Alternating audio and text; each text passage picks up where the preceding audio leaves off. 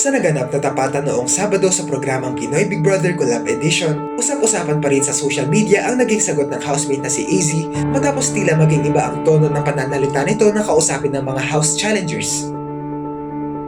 Sa episode na ipinalabas ng naturang reality show, nang sumalang na ang duo nila AZ at River o Asver, si Shuvi ang isa sa mga humarap kay AZ at tinanong ito kung sanay nga ba talaga ito magtaksil, lalo na't ninominate niya si Shuvi tungkol sa outside world, kahit pa sinabi nito na magkakampi sila.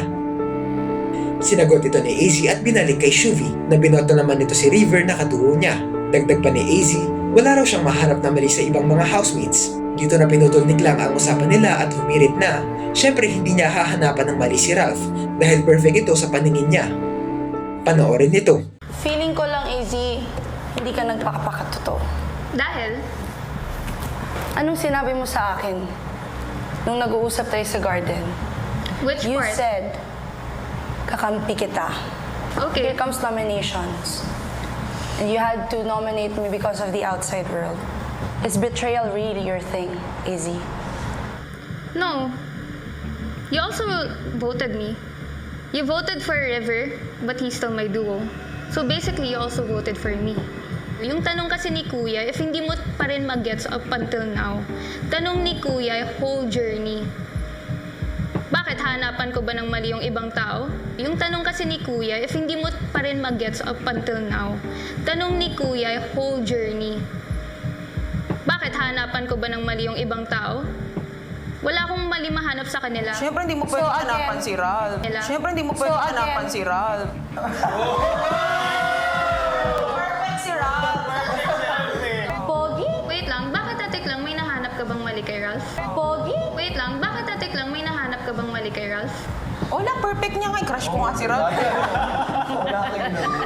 Maraming mga netizens ang nagulat sa inasal na ito ni AZ, lalo pat hindi naman umano ganito ang inasal ng mga naunang humarap sa tapatan at siya lang ang naging ganito ang tono sa kanila.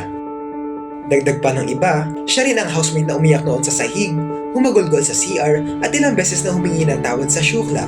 Kaya marami ang nagtaka kung totoo ba ang pinakita niyang ito, lalo pat tila iba ang naging ugali niya sa pagsagot sa mga house challengers para sa kung paano siya madalas maging emosyonal sa pananatili niya sa bahay ni Kuya.